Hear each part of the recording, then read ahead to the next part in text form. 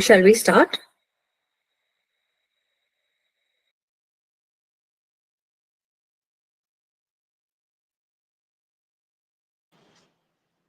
Ma'am, can we start by 5 p.m.? Participants are joining in. Okay, sure. No problem. Thank you so much.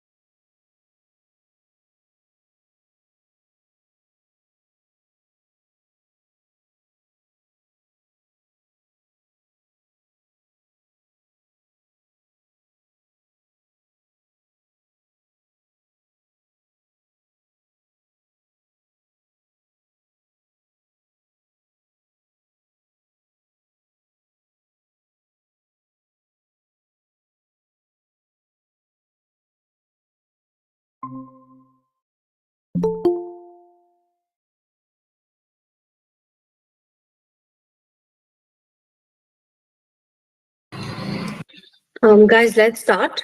It's 5-6.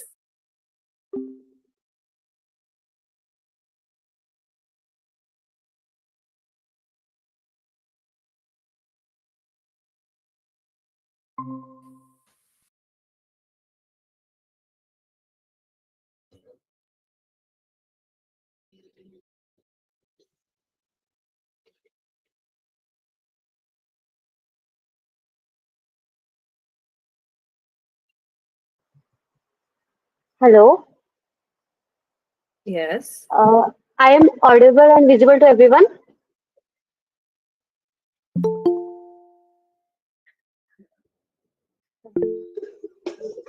Good evening, ma'am. A warm welcome to all attendees present today. It is truly an honor to host this insightful session on career cartography, mapping your path to a fulfilling and successful career in law. The legal profession is a journey filled with challenges and opportunities, and navigating it strategically can make all the difference in building a thriving career. I am Sushri Tejasri Santra, a member of National Judicial Reform Council, and I am delegated to welcome our esteemed speaker, Advocate Namrata Pava. She is distinguished legal professional with vast experience and inspiring journey in the legal field. Today, she will guide us on how to crave a meaningful, successful career in law, offering insights that go beyond the textbooks and theoretical knowledge. Before we proceed further, I would like to take a moment to introduce our esteemed council. The Women's Indian Chamber of Commerce and Industry is a primary national business chamber empowering women entrepreneurs and professionals with support of over 250,000 members. The mission is to amplify women's voices and ensure their participation truly counts. The National Judicial Council Reform, or the NGRC, stands as a dedicated national level council under the aegis of WICCI. Established in 2021, NGRC has been actively working towards identifying and addressing gaps in the judicial system while advocating for reforms that ensure the efficient and speedy delivery of justice. Today, NGRC has expanded its reach, forming several states and union territory councils. Over the past 2 years, NGRC has been conducting numerous webinars and panel discussion competition and awareness drives, fostering meaningful conversation on judicial reforms. Our council, led by President Ms. Sivansi and Vice President Ms. Lavanya, along a dedicated team of advisors and council members, together we are committed to bringing fundamental changes in legal and policy frameworks, empowering individuals, and ensuring justice reaches all the corners of the society. With this strong foundation, NJRC continues to strive the excellence, promoting legal awareness, reform initiative, and professional growth in the legal field. Now, it is my absolute honor to introduce our esteemed speaker for today's session. Ms. Namrata Pava, an alumni of University of Calcutta, went on to pursue her master from National University of Singapore. She has carved a niche for herself in entertainment law, information technology, privacy law, and specializing in intellectual property law. Ms. Pava represents various corporation, institutions, and individuals. Her chamber handles prosecution, litigation, and transactional work on a regular basis in various fora pan-India, having argued many famous cases like India's first standard association patent litigation before the High Court of Delhi. We are incredibly honored to have her with us today to share her insight on career cartography, mapping your path to fulfilling and successful career in law. Ma'am, we warmly welcome you and invite you to take the floor. Thank you so much for the wonderful introduction. I hope I'm audible to everybody. If at any point that I'm not, please let me know, because my earphones have a tendency to have its mind of its own when it comes to its Bluetooth. Um, it's wonderful to be talking to all of you guys about this particular topic, because it's something that I think that should be, in fact, it should be a definite part of a curriculum for every university, and especially now. The one thing that they left out of the introduction is that I'm a first generation lawyer. And that's a very, very important part to remember, because being a first generation lawyer brings out uh, a lot of known and unknown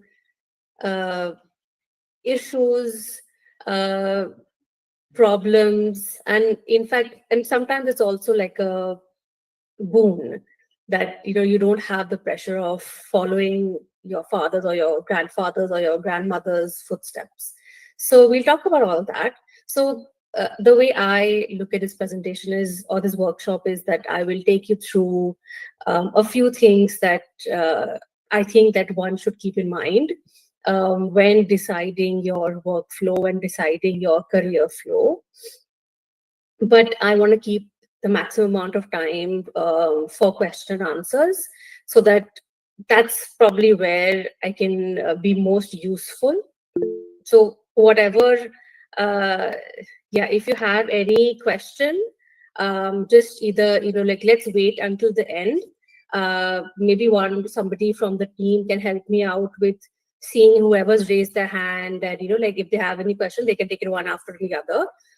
So let's take it at the end, but I want to spend a good amount of time in the end just for questions. Okay, so let's go through the presentation, of course.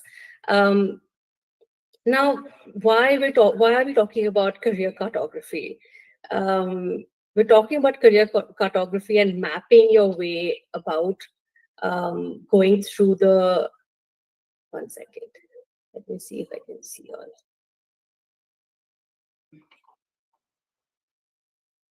Yeah, we're talking about this because more than ever, it is now that we realize that there are multiple verticals that are there in front of any law student to pursue. So, for instance, when I graduated law, which was in 2013, and especially because when I I graduated law from University of Calcutta, and there was only one mindset, which was litigation. So corporate law, judiciary, and so many others was just not an available option. But now now in 2025, we have so many ways of having a fulfilling legal career, which is incredible, because after a point you realize that not everybody has the skill set to, say, be a great litigator, be a great orator, be great at M&A, or be a great negotiator. People have other skill sets but form a part of the legal fraternity, and everybody's skill set should be able to, well, make them money, right? That's what we wanted in the end. So let's start with that. So in this workshop, we'll understand, different kinds of legal careers that are available to you, short-term, long-term, and sort of even like the skills that are required for you to develop during that particular term. And maybe I have like a sort of action plan also, which you can sort of replicate and maybe get inspired from. So, like I previously mentioned, up until maybe 10 years ago, there was only litigation, corporate law, criminal law. Family was always a part of litigation also. Corporate law, litigation, and probably judiciary was also the three main verticals of law that one could pursue. And even though they're still very much a part of the current legal structure, there are so many other non-traditional alternative career options that are available to you right now. So the most prevalent, at least if I think right now, is and what I see online everywhere is journalism, legal journalism. I feel that is such an incredible space that you can actually build a business out of, and not just a legal career. So non-traditional roles, we can talk about being part of a big corporate structure. So being an in-house lawyer for, say, Apple or Meta or any of those big giants.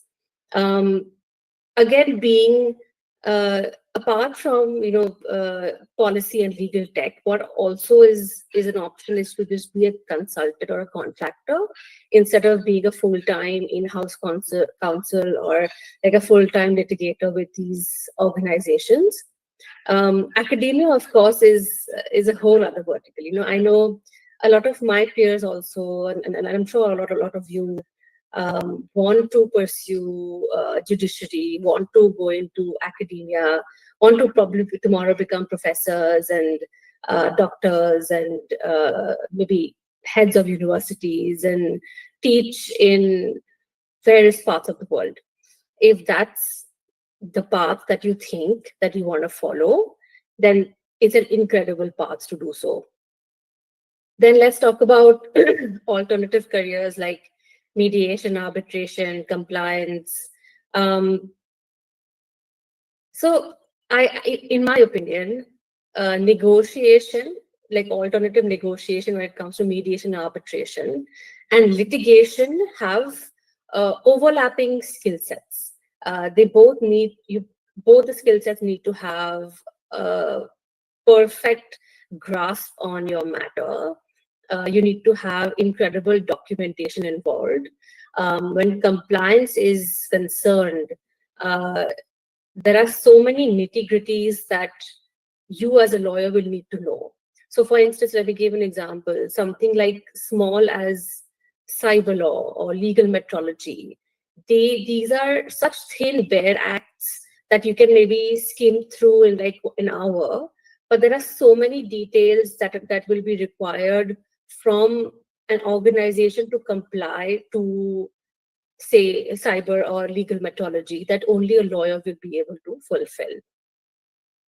Now, when it comes to regulatory rules or roles, sorry, they're basically you can then after your law you can pursue.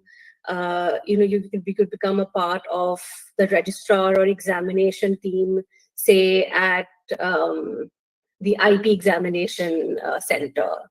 You can be part of different government organizations that hold regulatory roles for lawyers, and you can choose to do that. So you're in that sense you'll be part of compliance, making the law, but also making sure that it's being executed properly. Now, once we talk about that, we of course have to talk about different work environment types. So law firms, as we all know, is probably the go-to need of the hour. Whenever somebody graduates, their first preference is, of course, I'm going to get into the big 4 or 5 law firms of the country or even the world.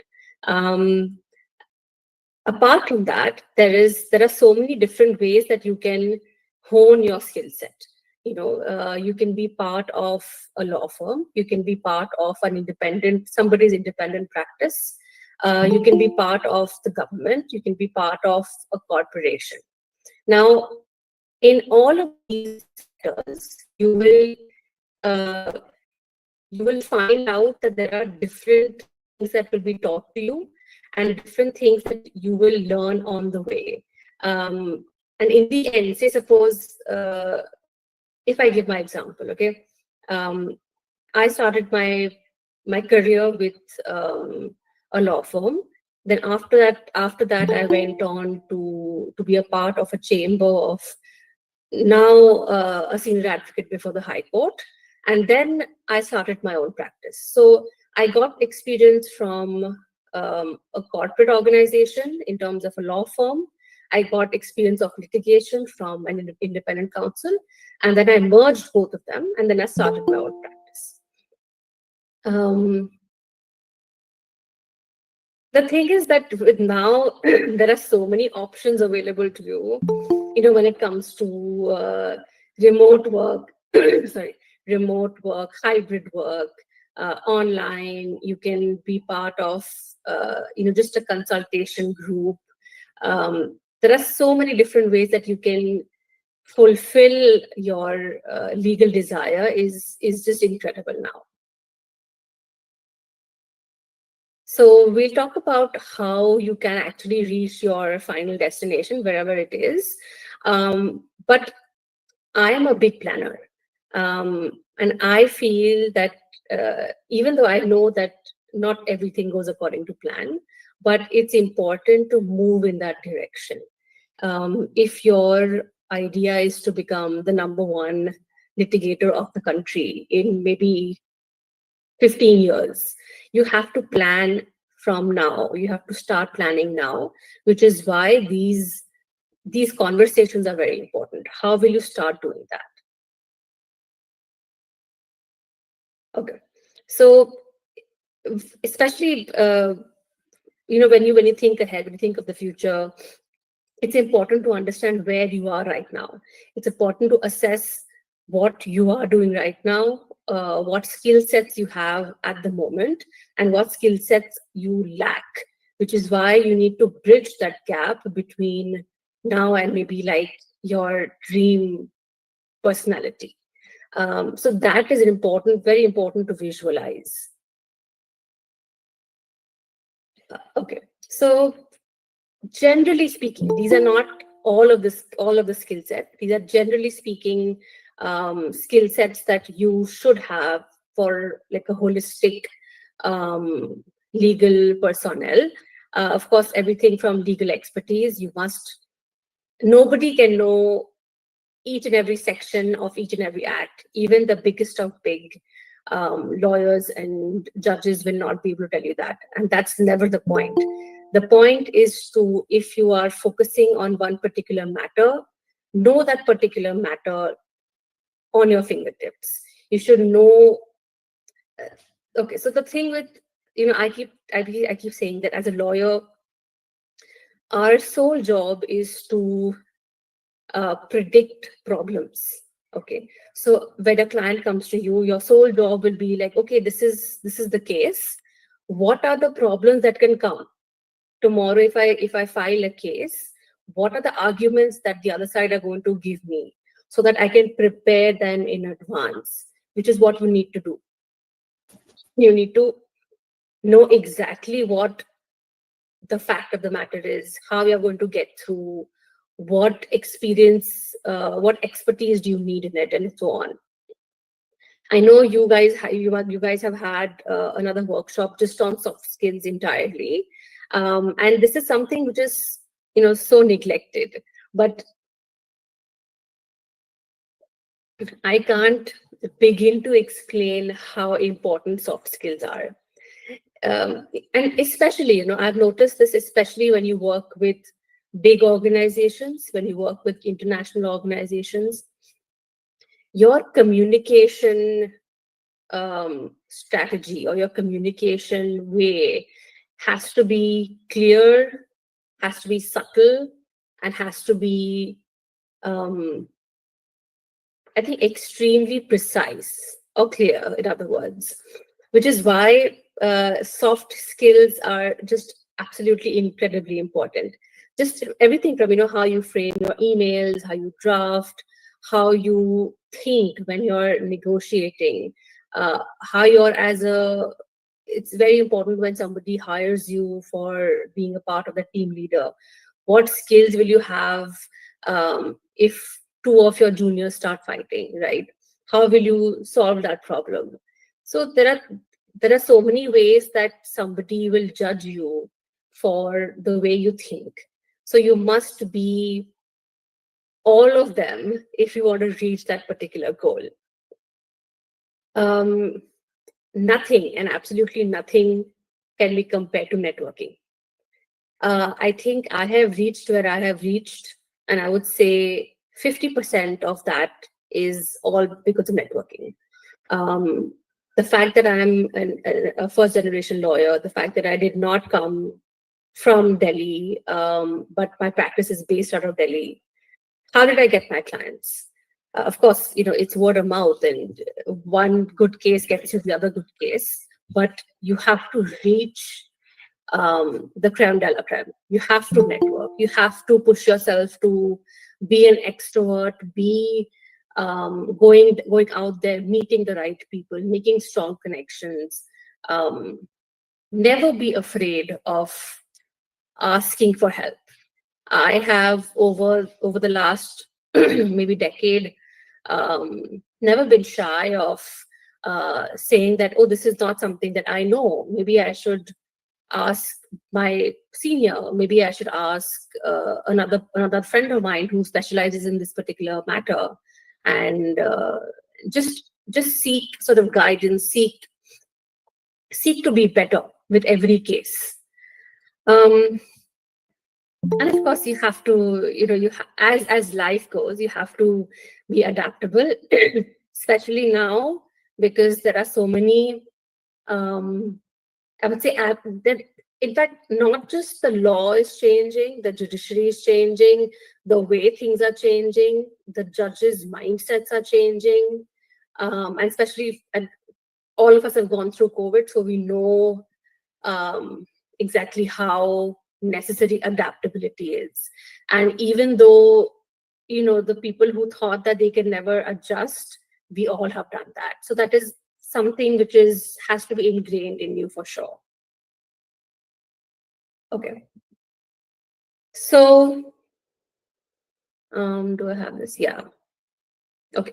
So, generally speaking, when it comes to creating like a roadmap, there are three different variations. One is, of course, your short-term goals, where where you're thinking about where you are right now, and what you're going to do in the next or immediate year.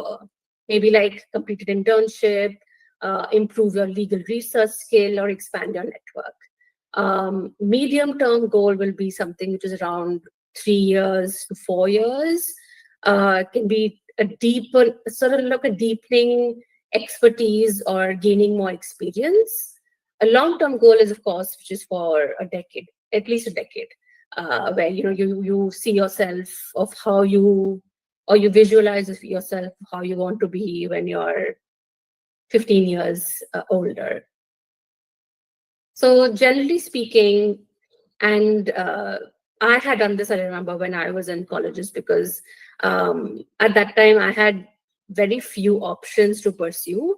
But even then, I always wanted to visualize myself and think like, okay, when I'm going to be 35, how do I see my life to be? Do I see myself going to court every day? Do I see myself sitting in an office all day and not going to court? Do I see myself running around, maybe like being a part of a big, large team and creating a niche for myself in an organization? Do I see myself as a journalist, talking about the legal precedents that are there already running, and telling them about, telling them to the world? How do I see myself when I'm 35, 40, 45, 50? That's very important. So just short-term goals, prepare your goals accordingly. Short-term, medium, long-term. And nothing, I mean, okay, once you've prepared your goals, what are you going to do about it? Suppose your life doesn't go as planned. That's okay. I think no one's life goes as planned, at least as planned as you want it to be. So it's always important to come back to the drawing board, see what you have achieved, see what you haven't achieved, try to sort of create accountability for what you need to do to get to the next level. I think once you get complacent, once you be like, okay, this is the best that I can do, or this is what life has in store for me. It is what it is. So that's probably never, in my opinion, I don't think that's a path to success. I think you always have to keep reviewing, always going back to what you have thought before, always going back to what you can or cannot do, and then just be accountable enough so as to you can just replace things that are not working for you.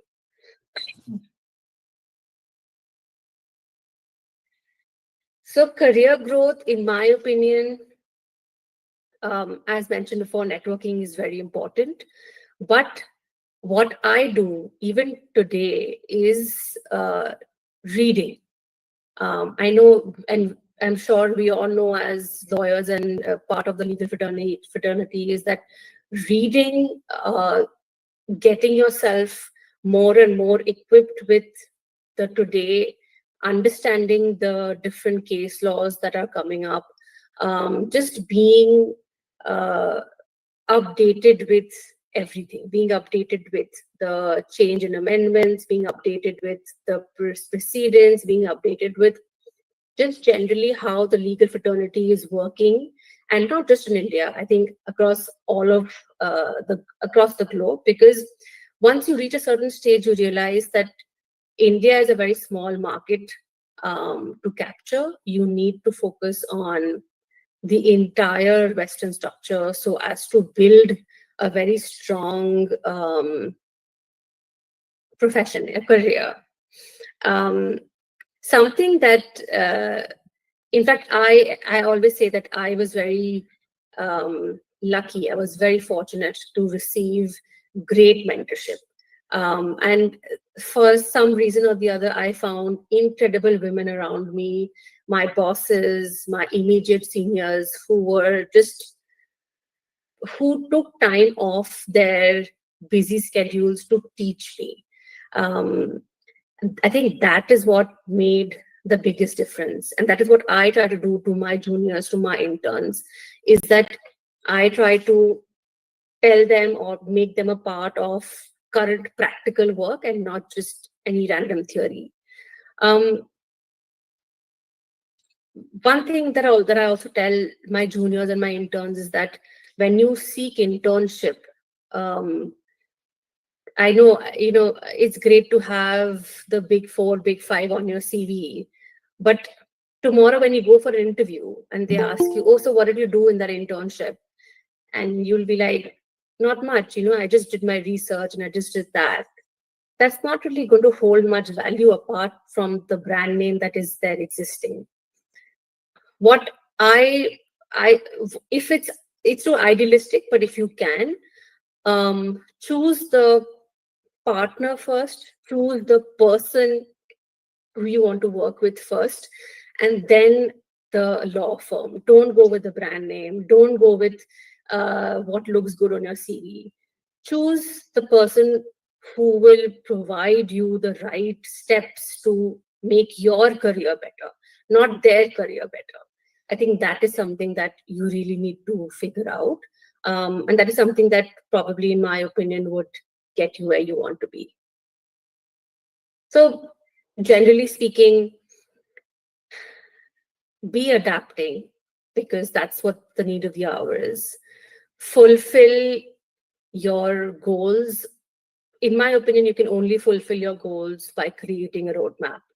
Um, if you're the kind of person who sees how it goes and just doesn't have a plan, you're not the person for me. I need to have a particular structured plan ahead of me so that I know what I'm to do today to get to where I am 7 years from now. Do that, but also be aware that you will need to change, adapt, review, and alter things that maybe don't suit your needs anymore. So don't be afraid of doing that.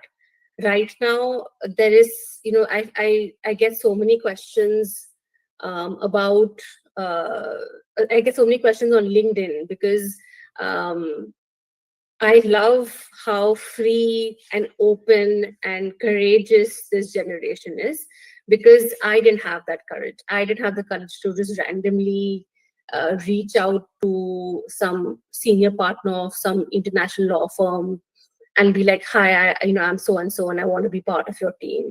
That's great. That's a great way of just reaching out to people. Be shameless about it. be, because if you're not going to be proactive about your career, why will anybody else be? So I think those are my 2 cents. I have 25 good minutes to just focus on questions. So let's do that.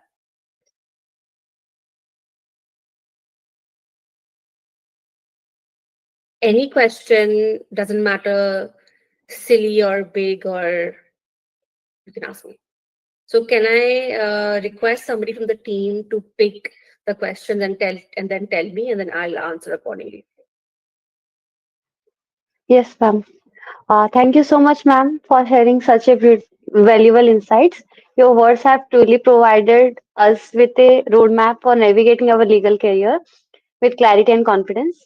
With your permission, I would like to open the floor. Please, everyone, type your question in the chat box. I can just read out for ma'am.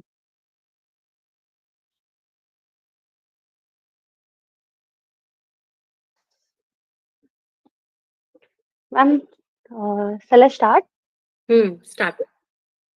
So the first question by Ajay Tiwari is, when we go for internship, our senior pick the best intern in the same way. How an intern pick the best senior, or what qualities a senior must have? So if I were in your position, I would pick a senior who would, number one, um, have a good amount of years in experience in terms of what matters they have done, in terms of what position they hold in that particular organization. Having said that, they must also, that's only one of the qualities. The second quality has to be that they would want to invest in your career. They would want to, they would be invested in how to make you better. So this all you will know, and probably when you research about the senior, because now everything's online, there are so many interviews for everybody. You'll be able to understand how that senior is talking, what thoughts they have, what words they use.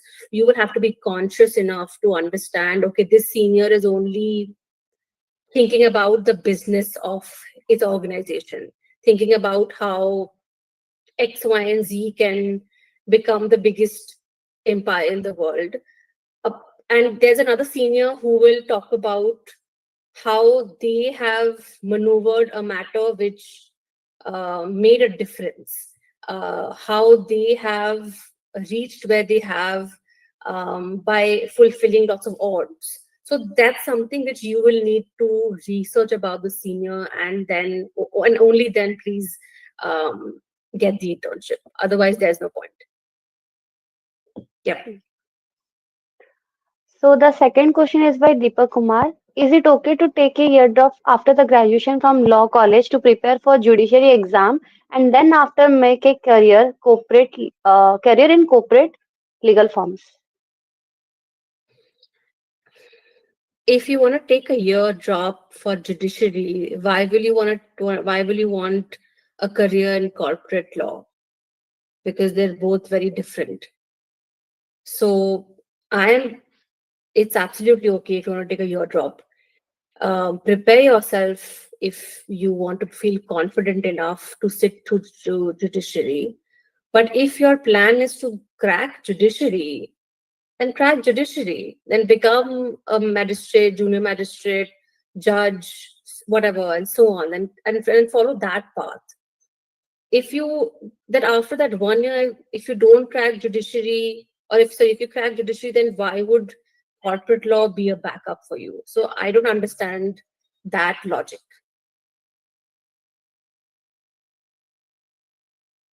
So the Ha. next question is, yeah. The next question is by Sama. How should one select a specialization course after completing a bachelor's degree in law when they have interest in multiple legal fields? Sama, I was you. So I had interest in multiple legal fields. I wanted to do everything. But having said that, I knew that there are certain things that I absolutely did not want to do.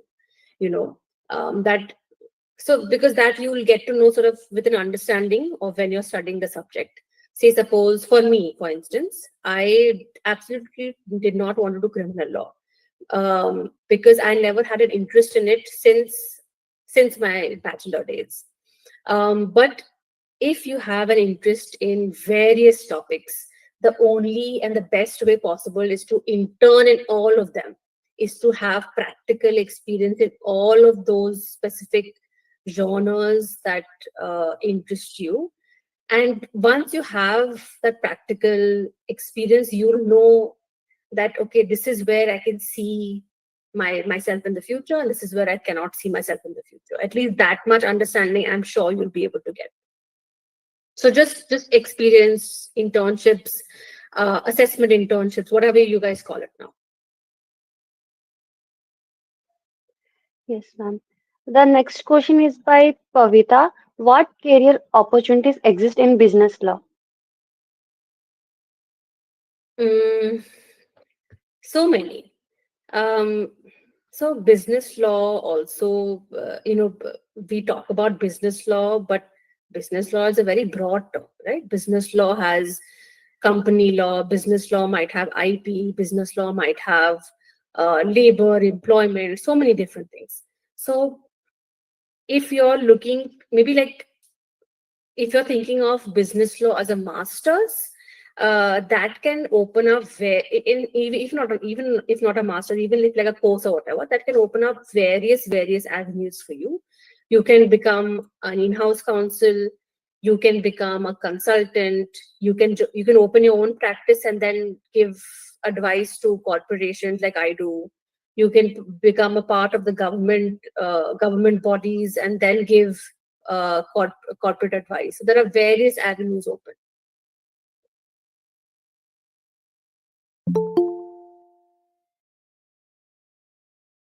So the next question is by Sanikita.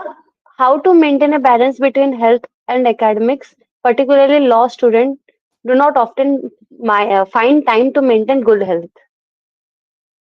Very interesting questions. I didn't think that I would get this question. Good health. I wondered if you're talking about physical health or mental health, but both are equally important. Um, and especially now, especially in your generation where social media and everything is online. So there is so much things that are happening in front of you which can hamper your mental health. And I'm a big advocate for mental health. Uh, this question also takes me back to something which I have always been an advocate for, which is work-life balance. So when it comes to, you have to have that conscious effort that, okay, um, I will say, suppose if you're only talking about physical health, okay, so you want to uh, maintain a particular healthy body, you want to maintain a healthy mind, you must dedicate consciously, of course, you must dedicate that particular time so that it becomes a part of your lifestyle, so that it doesn't feel like you're putting in extra effort. And I'm working for 10 hours a day, I have to take out time from the 10 hours, or take out extra time of 2 hours to go to the gym or meet my friends or whatever. It should be a very inclusive part of a lifestyle, and only then can it be maintained over time. But I really think that it should be, because in my opinion, or at least I'm not the kind of person who can only dedicate my life to work. I feel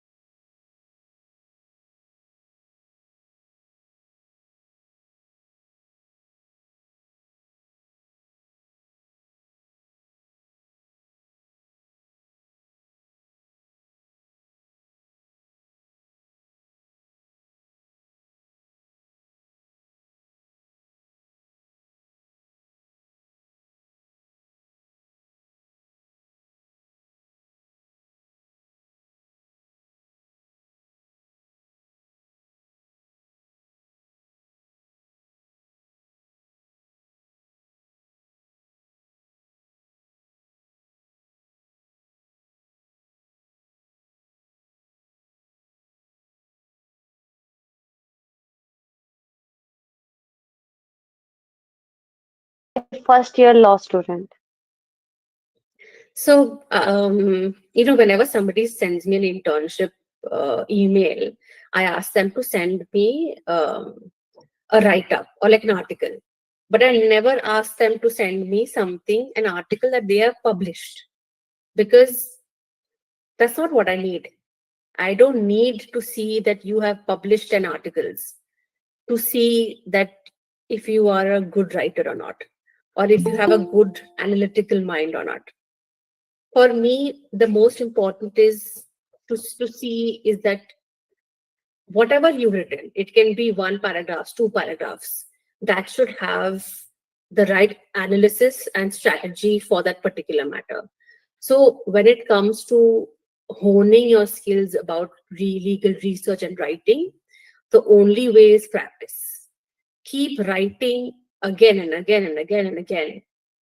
Take out random precedents that you may have seen, and just put it in your own words. Keep writing it. See how, and over time, you will understand yourself that how your research is improving, how analytically you're improving, and of course, you will have to keep reading other people's written work. If you only keep, like what I mentioned in my presentation also, that you have to listen to other people's opinions, other people's thoughts, other people's words, and only then will you be able to think that, oh, I'm not, my research isn't good enough. How will you be able to think that? So that's what probably you'll have to do. Yes, ma'am. So the next question is, when you focus on learning the skills and join an internship with a civil lawyer, but all my friends are interning with advocates from Supreme Court and top tier law firms. This Sorry, was the question. what is the question?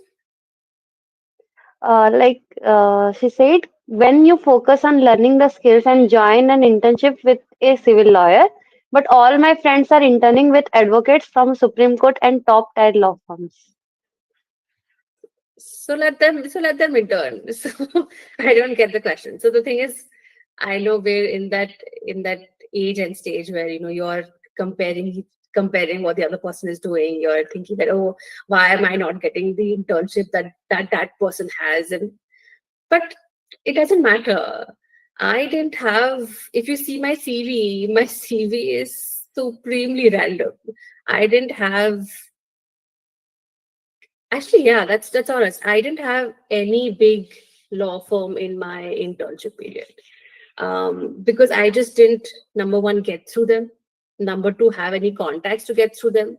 And number three, from coming from Calcutta, I was not from a national, so they didn't take me. I mean, there is just, it's never ending. So I know it's very difficult to say that don't compare and don't think that what the other person is doing, and just be focused. But that's the only thing that you need to do. Focus on making yourself the best version of yourself. That's it. Don't focus on anything else. The next question is, what do you think is the best career option if we belong to a college which is not very good at providing jobs, or how can I become a corporate lawyer? Yeah, that person is definitely me. My bachelor's degree was from University of Calcutta, and there was just absolutely uh, no understanding of uh, anything. To be very honest, in my 5 years, I must have done like maybe one move. So if you don't get the opportunities, or if you're not given the opportunities, you have to make the opportunities. You have to create the opportunities, because there is no other option. You can't sit and be like, oh, my university sucks, and I'm not being given the right things. There is no, what is it called, the job the jobs the recruitment fair and all of that. I'm not given that.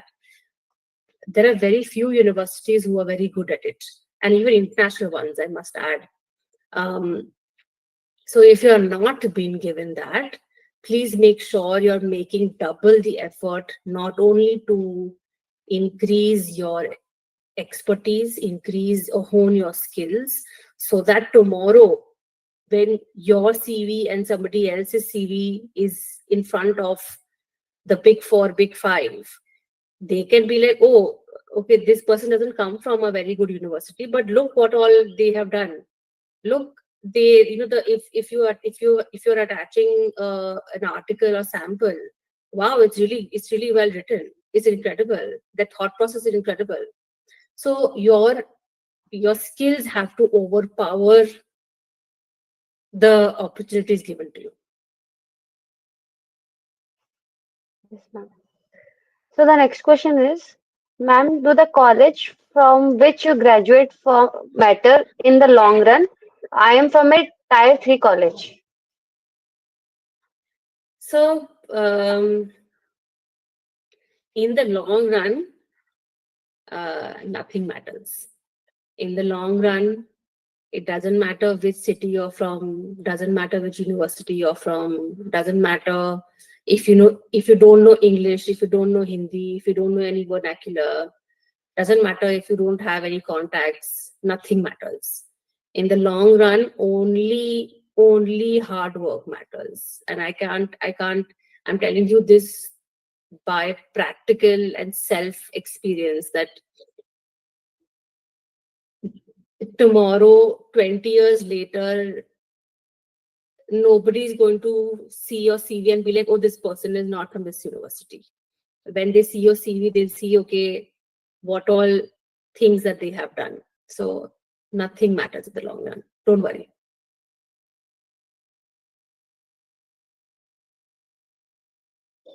Yes, ma'am. The next question is, I am a first year student, law student. So what are the qualities and skills required for me to look into internships?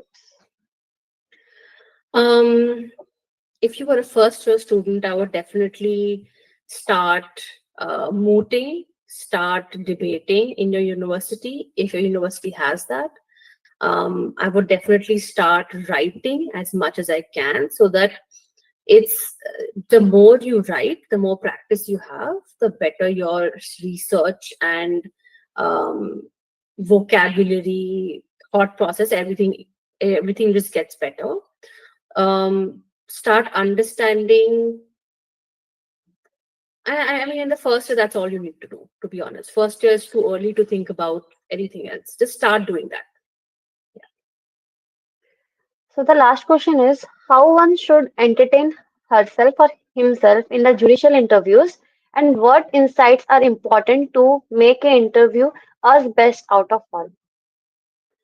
Judicial interview, is it specific to judicial interview? No, ma'am, there's no written here. Dia, can you specify it, please? If it's specific to a judicial interview, then unfortunately I will not be very helpful, because I didn't sit for a judicial interview. The next question is, doing LLM beneficial for a law student? Mm, the reasoning behind doing an LLM is more important than actually doing it. So I get asked a lot that should I do my master's right after my graduation? Should I wait for 2-3 years and do my master's? I did my master's right after my graduation, because number one, I wanted to grow my opportunity, grow the opportunities that are available to me, to be very honest. But in hindsight, if I were to do my master's again, I would do it after a couple of years, because when I did my master's, the reasoning behind it was wrong. I think the reasoning behind doing a master's should only be to, number one, hone your skills. Number two, gauge like a better understanding of an international market. And number three, network, because that's what you need to do in a master's program. I did maybe one and a half of those three things. So definitely do your masters. It's not mandatory. Uh, if you want to have an incredible career, it does not matter if you do a master's or not. You can have an incredibly fulfilling legal career even without doing a master's. But if you are planning to do it, make sure the reasoning behind it is right. So I guess all the questions are over, and some students are asking for your LinkedIn profile. You can search my name on LinkedIn, and then I'm sure that much legal research you can do on LinkedIn. Yes, ma'am. I guess all the questions are over, so we can conclude. So as we conclude this enriching session on career cartography, uh, we hope it has provided you all with valuable takeaways and practical guidance to shape your legal journey. A heartfelt thank you to our esteemed speaker, Advocate Namrata Pava, for taking the time to share her expertise with us today. Your guidance has surely left a lasting impact on all of us present here. We also extend our gratitude all the attendees for the participation and enthusiasm. We also have a post participant activity here, so all can check the WhatsApp group for now.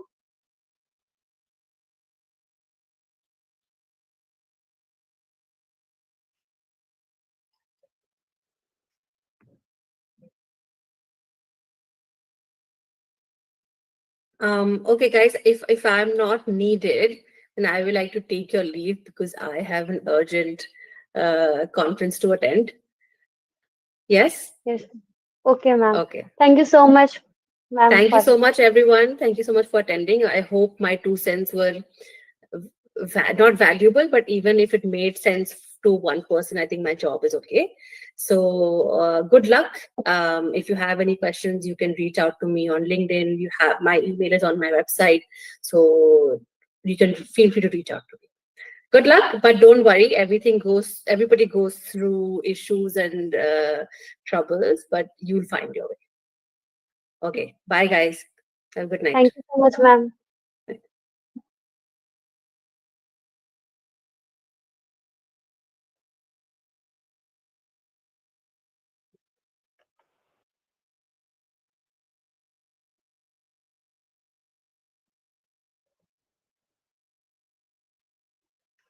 Hello, participants. It is sincere request to all of the participants to fill the feedback form before 7 p.m. today only, which is mandatory for all.